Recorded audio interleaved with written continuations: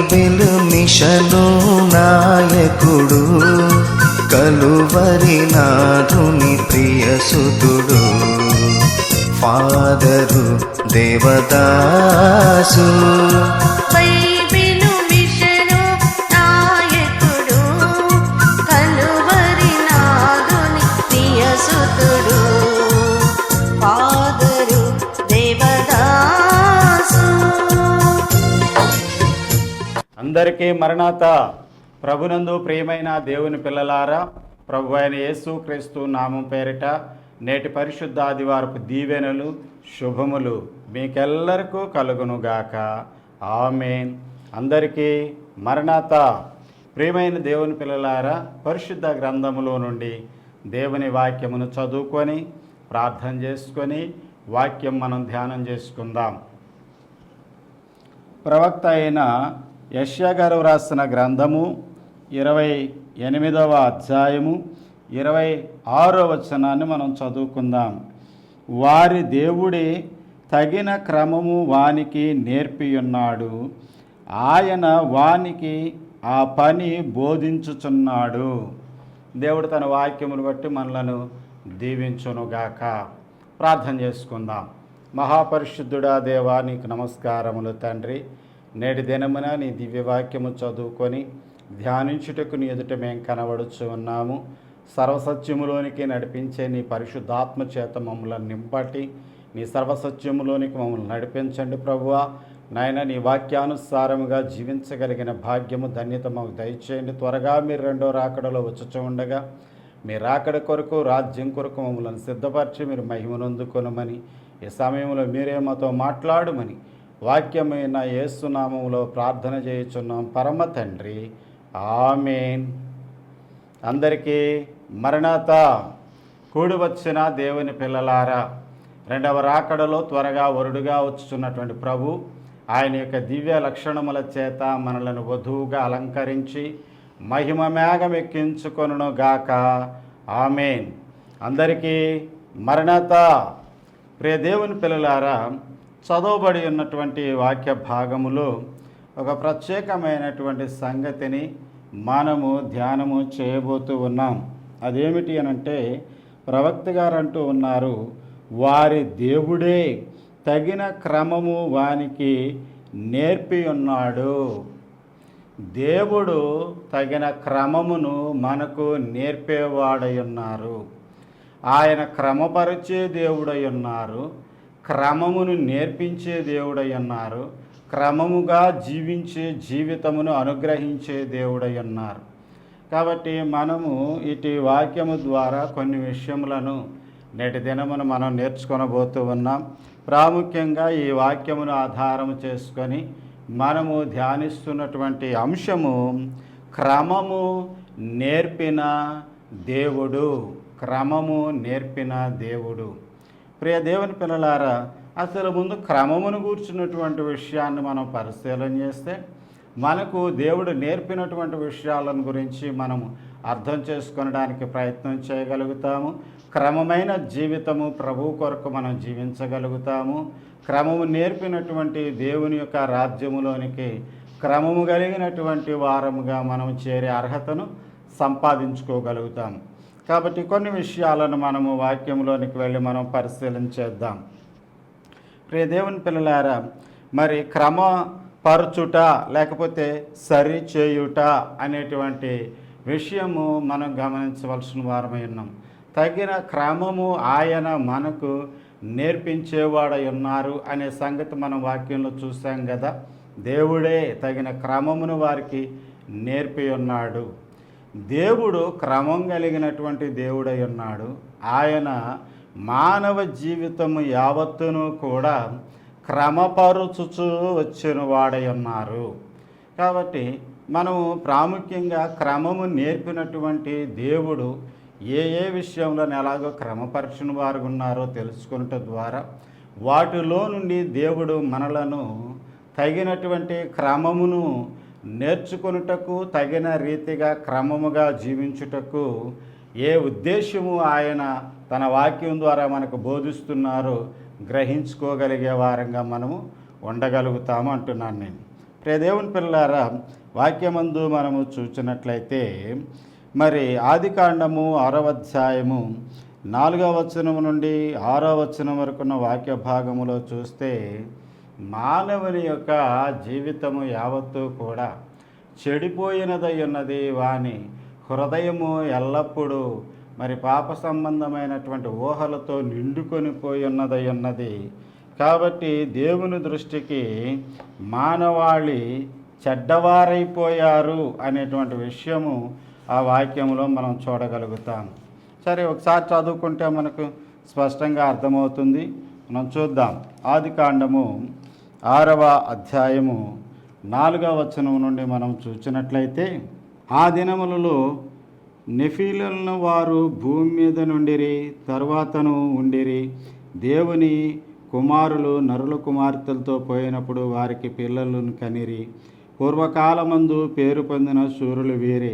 నరుల హృదయము, నరుల చెడుతనము భూమి మీద గొప్పదనియు, వారి హృదయం యొక్క తలంపుల్లోని ఊహాంతయు ఎల్లప్పుడూ కేవలము చెడ్డదని యెహోవా చూసి తాను భూమి మీద నరులను చేస్తున్నందుకు యెహోవా సంతాపము నుండి తన హృదయములో నొచ్చుకొనెను. ఇప్పుడు మానవ జీవితము వారి హృదయములో ఉన్నటువంటి చెడుతనమును బట్టి చెడిపోయినదిగా ఉన్నది.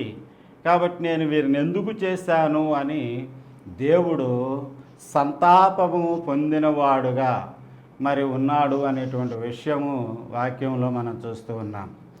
దేవుని పిల్లలారా, మానవ జీవితమును సరిచేయడము, క్రమమైనటువంటి పద్ధతిలో పెట్టడము అనేది దేవుడు చేయుటకు పూనుకున్నవాడై ఉన్నారు. కాబట్టి క్రమము నేర్పినటువంటి దేవుడు క్రమపరుచుట ప్రారంభించినటువంటి వాడుగా ఉన్నాడు. ఆయన మనకు క్రమము నేర్పిస్తూ ఉన్నాడు. ఇలా కాదు, ఇలా ఉండాలి అనేటువంటి విషయము మనకు నేర్పిస్తూ ఉన్నాడు. మనము ఈ సంగతిని మరి కీర్తనల గ్రంథము 50వ సంకీర్తన 17వ వచనములో మనం చూస్తే మరి భక్తిహీనులైనటువంటి వారిని గూర్చి మాట్లాడుతున్నటువంటి సందర్భములో, దిద్దుబాటు నీకు అసహ్యము కదా, నా మాటలు నీవు వెనుకకు త్రోసివేసితివి కదా అనేటువంటి మాట అక్కడ వాడతారు. దిద్దుబాటు అనే పదం మనం అక్కడ చూస్తాం. ఇక్కడ మరి క్రమమైనటువంటి పద్ధతిలో నడవాలి అనేటువంటి ఉద్దేశం అక్కడ కనబడుతుంది. నీవు తగిన క్రమంలో నడవాలి, దిద్దుబాటు జీవితంలో నడవాలి. అలాగూ నీవు ఉండటం లేదు కదా, ఇప్పుడు నేను తగినటువంటి క్రమము నేను నీకు నేర్పిస్తాను అని దేవుడు నేర్పించుటకు పూనుకున్నవాడై ఉన్నారు. మొదటిగా మనము చూసినట్లయితే ఈ మాట మనము మరి సాతానుకు సంబంధించి దేవుడు వేసినటువంటి శిక్షను గురించి మనం దాన్ని గ్రహించుకొనవలసిన వారమై ఉన్నాం. యెషయా గారి గ్రంథము 14వ అధ్యాయము 12వ వచనం నుండి 15వ వచనం వరకు ఉన్నటువంటి వాక్య భాగంలో చూస్తే, తేజో నక్షత్రమా వేకువ చుక్క అని ప్రస్తావిస్తాడు, మాట్లాడతాడు. తర్వాత నీవు ఉత్తర దిక్కున సభాపర్వతం మీద కూర్చొని దేవునితో నన్ను సమానునిగా చేసుకుందునని నీ మనస్సులో అనుకుంటివే, నీవు పాతాళం వరకు ఒక మూలకు త్రోసివేయబడితివే అని అక్కడ ప్రవక్త గారి ద్వారా సాతానుకు దేవుడు వేసినటువంటి శిక్షను కూర్చున్నటువంటి విషయము అక్కడ మరి వ్రాయబడి ఉన్నది. మనం ఏమంటున్నాము అని అంటే, దేవుడు తగిన క్రమము కలిగిన వారై ఉన్నారు కనుక, క్రమము నేర్పేటువంటి వాడై ఉన్నారు కనుక, దేవునితో తను సమానునిగా చేసుకుందాము అనుకున్నటువంటి ముఖ్యమైనటువంటి దేవదూత గారు, ప్రధాన దేవదూత గారు దేవుని సింహాసనముతో సమానమైనటువంటి సింహాసనముగా చేసుకొనాలని, ఆధిక్యత పొందాలని, దేవునితో సమానునిగా చేసుకోవాలని మరి ప్రయత్నము చేయుటయే చెడుతనము అయి ఉన్నది. కాబట్టి దేవుడు క్రమమును మరి పాటించాలి అనేటువంటిది తెలియచేయట కొరకే నువ్వు తగినటువంటి నీకు అప్పగించబడినటువంటి స్థాయిలో నువ్వు ఉండాలి. కానీ దేవునితో సమానునిగా చేసుకోవాలి అని అనుకోవటము అది పొరపాటు విషయము, అది క్రమ విరుద్ధమైనటువంటి విషయము. కాబట్టి నీవు ఈ క్రమ విరుద్ధమైనటువంటి ఆలోచన ఊహ నీవు కలిగి ఉన్నావు గనక నేను క్రమపరచటం కోసం, శిక్షించటం కోసం నేను నిన్ను పాతాళంలోనికి పంపించి వేస్తున్నాను అని అట్టడుగునున్నటువంటి మరి పాతాళంలోనికి, స్థితిలోనికి పంపించి వేయటం అనేటువంటిది చేస్తున్న వారు ఉన్నారు.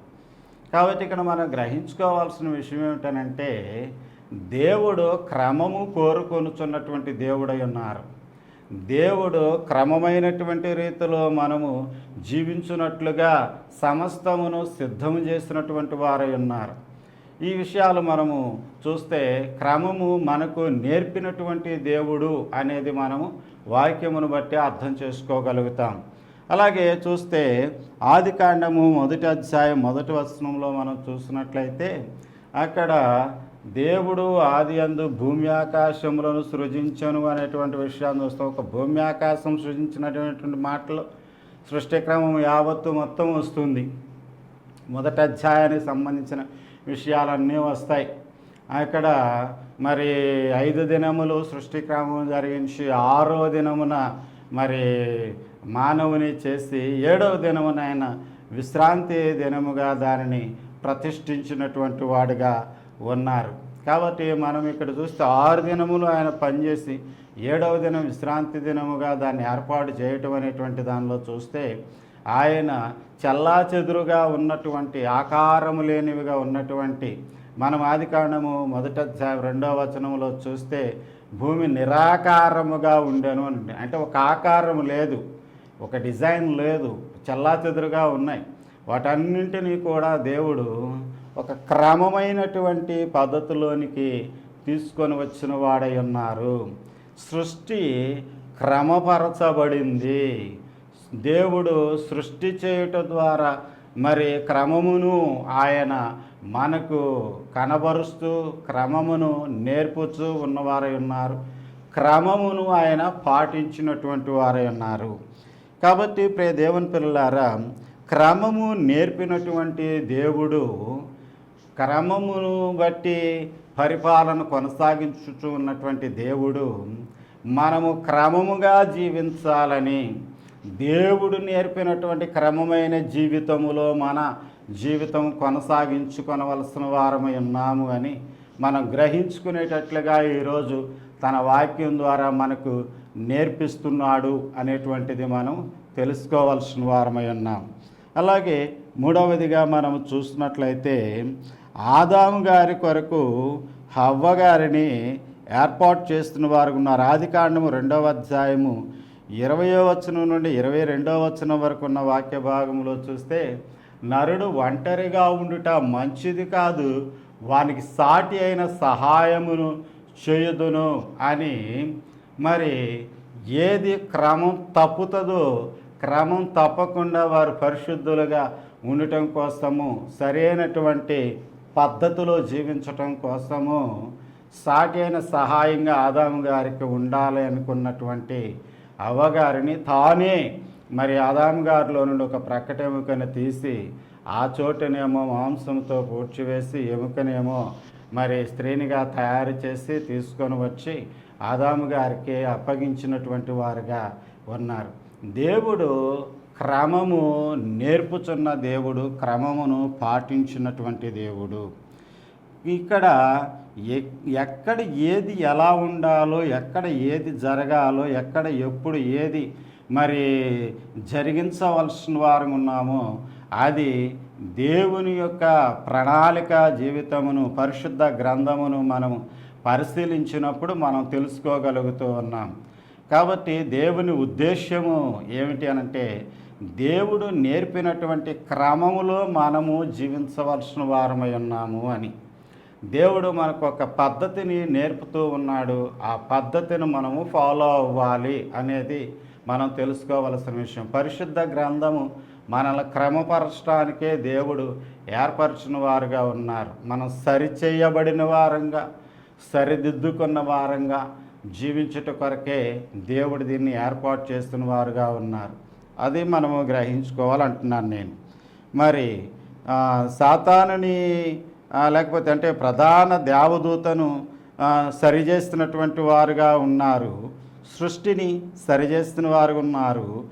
ఆదాము గారి కొరకు హవ్వ గారిని చేయడం, అది సరిచేయడానికే, క్రమంగా వారు జీవించే విధానమును ఏర్పాటు చేయడానికే చేస్తున్న వారై ఉన్నారు అనేది మనం చూస్తాం. నాలుగవదిగా చూసినట్లయితే ఆదాము హవ్వ గారు ఇద్దరు వారు తినవద్దు అని చెప్పినటువంటి వృక్ష ఫలములను తిని పాపములో పడిన తర్వాత దేవుడు ఏదేను తోటలో నుండి వారిని బయటికి పంపించి వేసేటువంటి క్రమములో చూస్తే ఆదికాండం 3వ అధ్యాయము 22వ వచనం నుండి 23వ వచనం వరకు ఉన్నటువంటి వాక్య భాగంలో చూసినట్లయితే వారిని తోటలో నుండి బయటికి పంపివేయడానికి గల కారణము వీరు పాపములో పడిపోయిన వారు ఉన్నారు.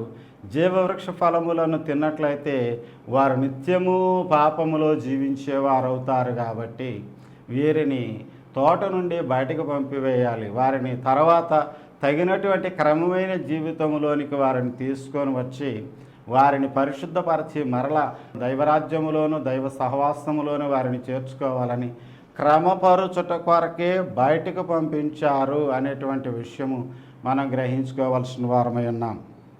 చర్మపు చొక్కాయలను తొడిగించారు అనేది 3వ అధ్యాయం 21వ వచనంలో మనం చూస్తాం. వారు చర్మపు చొక్కాయలను తొడిగించడానికి, భూమి మీదకి వారిని పంపడానికి, తోటలో నుండి బయటకు పంపడానికి గల కారణము ఏమిటి అని అంటే తగినటువంటి క్రమమైన జీవితమును వారికి ఇవ్వడానికి.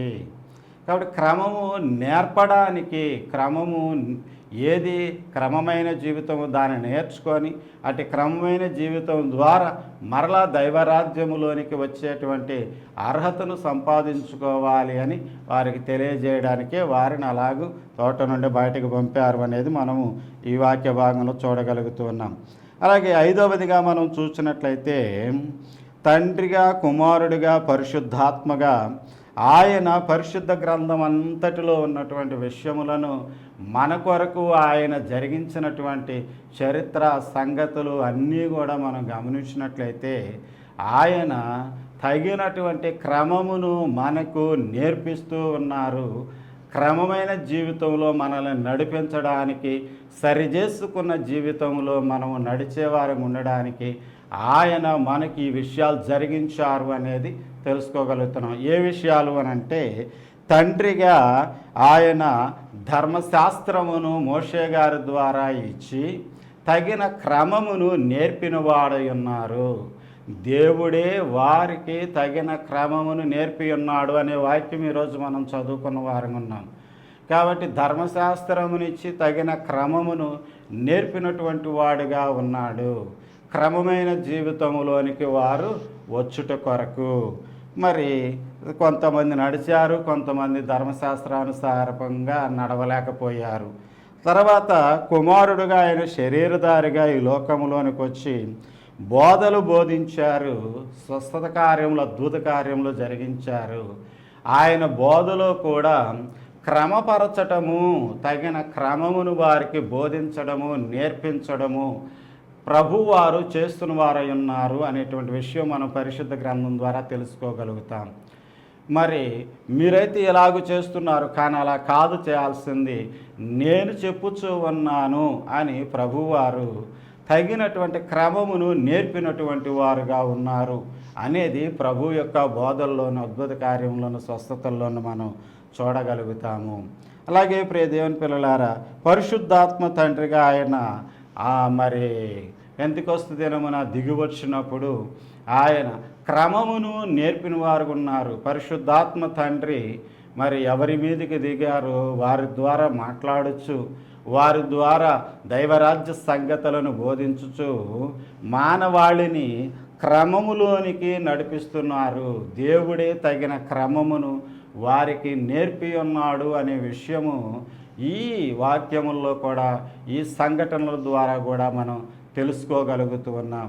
ధర్మశాస్త్రము ద్వారా క్రమము నేర్పిన వాడు ఉన్నాడు. ఆయన బోధల ద్వారా, అద్భుతముల ద్వారా క్రమము నేర్పిన వాడు ఉన్నాడు. పరిశుద్ధాత్మ ద్వారా, బోధల ద్వారా మరి క్రమమును నేర్పినటువంటి వాడుగా ఉన్నాడు. తర్వాత 6వదిగా మనం చూసినట్లయితే శిష్యుల ద్వారా సువార్తను ప్రకటించడానికి పంపించి క్రైస్తవ సంఘాలు ఏర్పడేటట్లుగా చేస్తున్న వారుగా ఉన్నారు. క్రైస్తవ సంఘముల ద్వారా సమస్త మానవాళిని తగిన క్రమము నేర్పి దైవ రాజ్య వారసులుగా జీవించేటువంటి స్థితిని లోకములో ఉన్న మానవాళికి దేవుడు అనుగ్రహిస్తూ ఉన్నారు. ఇది తగిన క్రమమును నేర్పినటువంటి వాడుగా ఉన్నారు. మరి ఈ సువార్తను వినుట ద్వారా మారు మనసు పొంది బాప్తీసం తీసుకొని ప్రభు శరీర రక్తాలు తీసుకొని ప్రభు కొరకు జీవిస్తూ అనేకమైనటువంటి క్రైస్తవ సంఘ నియమములు, పద్ధతులు, బోధల ద్వారా జీవితములను క్రమపరుచుకొని దైవ రాజ్యం కొరకు మానవాళి జీవించటం అనేటువంటిది నేటి దినములందు జరుగుతూ ఉన్నది. అది మనము తెలుసుకోగలుగుతున్నాం. క్రమము నేర్పినటువంటి దేవుడు. ప్రియ దేవుని పిల్లలారా, ఆయనకు క్రమము మరి అవసరము. క్రమము కలిగిన దేవుడు, క్రమము నేర్పిన దేవుడుగా ఉన్నారు. కాబట్టి మనం క్రమము నేర్చుకొని క్రమము ప్రకారం జీవించవలసిన వారమై ఉన్నాం. అలాగే 7వదిగా మనం చూసినట్లయితే దేవుడు దేవదాసు అయ్య గారికి బైబిల్ మిషను అని బంగారు అక్షరములతో వ్రాసి చూపించి మరి దేవునితో మాట్లాడి దేవునితో సహవాసం కలిగి దేవుడు చెప్పింది చేసేవారుగా జీవించేటువంటి ఒక క్రమమును బైబిల్ మిషన్ ద్వారా దేవుడిచ్చినటువంటి వారై ఉన్నారు.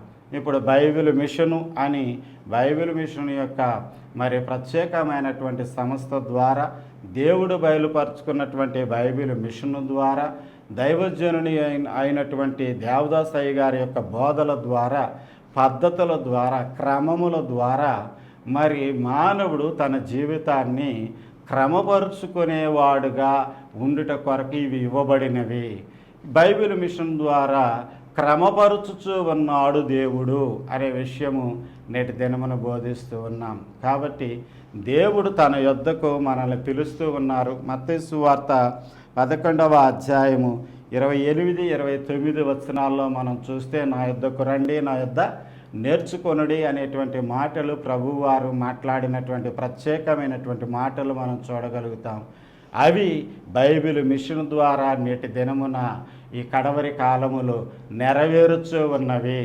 దైవ సన్నిధికి మనం వెళ్ళి దైవ సన్నిధిలో కనిపెట్టుకోనుండి దేవుడు మనకు స్వరము ద్వారా, ప్రత్యక్షత ద్వారా, దర్శనం ద్వారా ఏ విషయాలు మనకు చెప్తూ ఉన్నారో వాటి ప్రకారం మనము సరిచేసుకొని క్రమపరుచుకొని మనం జీవించటం ద్వారా దైవ రాజ్యములోనికి చేరేటువంటి అర్హత పొందుకోగలిగే వారమవుతూ ఉన్నాము.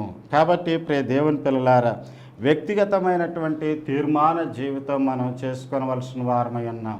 అదేమిటి అని అంటే, దేవా, నీవు క్రమము నేర్పిన దేవుడవు. నేను క్రమము నేర్చుకొని నీ రాకడకు సిద్ధపడినటువంటి వధువు సంఘ అర్హతను పొందుకున్నటువంటి వాడను. ఇదిగో నేను ఈ క్రమమైనటువంటి జీవితము కొరకు నేను తీర్మానం చేసుకుంటున్నాను. పరిశుద్ధ గ్రంథము ద్వారా, బైబిల్ మిషన్ బోధల ద్వారా, దైవ సన్నిధిలో నీవు నాకు బోధించేటువంటి సంగతుల ద్వారా నేను నా జీవితమును క్రమపరుచుకొని సరిచేసుకొని సరిదిద్దుకొని నీ రాకడకు సిద్ధపడతాను అని మనం తీర్మానం చేసుకోనాలి. ఎందుకనంటే ఆయన క్రమము నేర్పిన దేవుడు. మనకి క్రమము నేర్పించారు. ఆ రోజు మోషే గారి ద్వారా ఇశ్రాయేలులకు క్రమము నేర్పించారు. శరీరధారిగా ప్రభువే స్వయంగా వచ్చి క్రమమును నేర్పించినటువంటి వారు ఉన్నారు. పరిశుద్ధాత్మ తండ్రిగా ఆయన ప్రతి ఒక్కరి హృదయములో ఉండి నడిపిస్తూ క్రమము నేర్పించిన వారు ఉన్నారు. ఇప్పుడు బైబిల్ మిషన్ బోధల ద్వారా, పద్ధతుల ద్వారా, సన్నిధి జీవితము ద్వారా మనలను దేవుడు క్రమపరుచుతూ ఉన్నారు. క్రమము నేర్పినటువంటి దేవుడుగా ఆయన ఉంటూ ఉన్నాడు. నేను క్రమము నేర్పాను, నువ్వు నేర్చుకొని దాని ప్రకారం నడుచుకున్నావా నా రాజ్యంలోనికి నిన్ను చేర్చుకొనడానికి అని మనల్ని దేవుడు అడిగితే మనం ఏం సమాధానం చెప్పాలి దేవునికి? కాబట్టి నేర్పుచూ ఉన్నటువంటి దేవుడు, నేర్పినటువంటి దేవుడు మనల్ని ప్రశ్నించేటువంటి అధికారం కలిగిన వాడై ఉన్నాడు. కాబట్టి మనం ఏం నేర్చుకున్నామో, ఏమి నేర్చుకోవాల్సినవి ఉన్నవో వాటన్నింటినీ మనము జాగ్రత్తగా తగిన క్రమములో మనం జీవించుట కొరకు వినియోగించుకున్న వారంగా మనం ఉన్నట్లయితే దైవరాజ్యములోనికి చేరే అర్హత కలిగిన వారము కాగలుగుతాం. కాబట్టి క్రైస్తవ జీవితము దేవుడు క్రమము నేర్పిన జీవితము అయి ఉండాలి. మన విశ్వాసులమే, మనం ప్రార్థనా పరులమే, మనం సన్నిధి పరులమే, మనము దేవుని రాకడికి సిద్ధపడుతున్నటువంటి వారము అయినట్లయితే క్రమమైన జీవితం ఉండాలి. ఒక క్రమము, మనము ప్రార్థన చేసుకొనడానికి ఒక క్రమము, పరిశుద్ధ గ్రంథం చదువుకోవడానికి ఒక క్రమము, మనము ఆరాధనకు సంబంధించి ఒక క్రమము, దేవుని కృతజ్ఞతాస్తుతులు చెల్లించడానికి ఒక క్రమము, దైవరాజ్యము కొరకు విశ్వాస జీవితమును కాపాడుకున్నట్టుకు ఒక క్రమము, పరిశుద్ధులుగా శరీర ఆత్మీయ జీవితంలో పరిశుద్ధులుగా ఉండుటకు సంబంధించినటువంటి క్రమము. దేవుడు ప్రతిదీ కూడా క్రమముగా, అంటే ఎప్పుడు ఎక్కడ ఎలా ఏది ఉండాలో ఏది చేయాలో అలాగూ మనము చేసేటువంటి ఒక పద్ధతి కలిగినటువంటి జీవితము మనము కొనసాగించాలి అని దేవుడు కోరుకొనుచు ఉన్నాడు. కాబట్టి నేటి దినమున దేవుని వాక్యం వినుచున్నటువంటి దేవుని పిల్లలారా, దేవా ఇదిగో నేను క్రమము కలిగినటువంటి బిడ్డగా ఉండడానికి నీ వాక్యము ద్వారా నేను క్రమం నేర్చుకుంటూ ఉన్నాను. నీ సన్నిధిలో ప్రార్థన చేయడం ద్వారా నా జీవితం సరిచేసుకునే ఒక క్రమం నేను నేర్చుకుంటూ ఉన్నాను. దైవ సేవకులు బోధకులైనటువంటి వారు బోధిస్తున్నటువంటి బోధలను బట్టి నా జీవితమును సరిచేసుకొని ఒక క్రమమైనటువంటి జీవితములో నేను నడుచుటకు నేను ఇష్టపడుతున్నాను, తీర్మానం చేసుకుంటూ ఉన్నాను అని మనము మన జీవితములను సరిచేసుకొని దేవుడు మనకు నేర్పిన క్రమములో మనం జీవించవలసిన వారమై ఉన్నాం. యెషయా గారి ద్వారా మనము చదువుకున్నటువంటి వాక్యములు మరి వారికి దేవుడే తగిన క్రమమును నేర్పి ఉన్నాడు అనేటువంటి విషయము చూస్తున్న మనము, ఆయనే బోధించాడు అనేటువంటి విషయము మనం గ్రహించుకున్న వారమైతే, దేవా ఇదిగో నీవే నాకు బోధిస్తున్నావు, నీవే వాక్యం ద్వారా నాతో మాట్లాడుతున్నావు, నీవే నా జీవితమును తగిన క్రమంలో నడిపించడానికి నాకు ఈ సంగతులను నేర్పిస్తూ ఉన్నావు, నేను నేర్చుకుంటున్నాను ప్రభువా అని మనము మన జీవితములో అనుదినము తగినటువంటి క్రమము, అనగా దేవుడు నేర్పినటువంటి క్రమము మనము పాటిస్తున్నామా లేదా అని గ్రహింపు కలిగి జీవించిన వారమైతే, నరుల యొక్క హృదయము చెడుతనంతో నిండి వారిని నేను ఎందుకు చేశారని సంతాపపడి వారి నాశనం చేయాలని జలప్రళయం పంపించి ఇంకోటి పంపించి ఉగ్రత పంపించి వారిని శిక్షించటం అనేటువంటిది పాత నిబంధన కాలంలో ఎలాగ చేస్తున్నాడో అలాగ చేయక మనం తగిన క్రమమును అనుసరించి మనం జీవించటాన్ని బట్టి ఆనందించేవాడు సంతోషించేవాడై ఉండి మన దగ్గరికి దేవదూత గారులను పంపించి వారి ద్వారా మనలను ఆయన సమకూర్చుకొని మధ్యాకాశంలో తనతో కలుపుకొని పరలోకంలోనికి తీసుకొని వెళ్ళేవారై ఉన్నారు. కాబట్టి ఆయనే మార్గమై ఉన్నారు, ఆయన ద్వారానే మనం పరలోకంలోనికి తండ్రి వద్దకు చేరగలుగుతాము. కాబట్టి దేవుడు నేర్పిన క్రమమైన జీవితంలో మన జీవితాన్ని గడుపుకున్న వారమైతే రాకడలో ఎత్తబడతాము, దైవరాజ్యములోనికి మనము చేరగలుగుతాము. అటు ధన్యత భాగ్యము పరిశుద్ధాత్మ దేవుడు మనకందరికి అనుగ్రహించి దీవించి నడిపించునుగాక. ఆమేన్. అందరికీ మరణాత ప్రార్థన చేసుకుందాం. మహాపరిశుద్ధుడా తండ్రి, నీకు నమస్కారములు. నేటి దినమున మీరు నేర్పినటువంటి క్రమము అనబడినటువంటి జీవితములు మేము జీవించుటకు సహాయం దయచేయండి. దేవుడే తగిన క్రమమును నేర్పి ఉన్నాడు అని వాక్యము ద్వారా మాకు మీరు బోధించారు ప్రభువా. క్రమము నేర్పిన దేవుడు అనే అంశం మేము ధ్యానించిన వారంగా ఉన్నాము.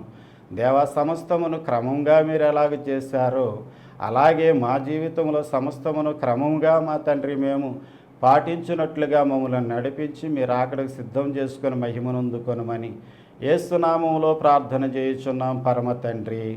ఆమేన్. తండ్రి, కుమారుడు, పరిశుద్ధాత్మ సర్వశక్తి గల త్రియేక దేవుని దీవెన సదా మీకందరికి తోడయుండును గాక. ఆమేన్. అందరికీ మరణాత. ఎన్నో మిషనులు ఉన్నవి భూమిలో, ఎన్నో మిషనులు ఉన్నవి భూమిలో, సన్నిధి నేర్పిన సద్గురువెవరు, సన్నిధి నేర్పిన సద్గురువెవరు, సన్నిధి పరుడగు ఈ గురువే, సన్నిధి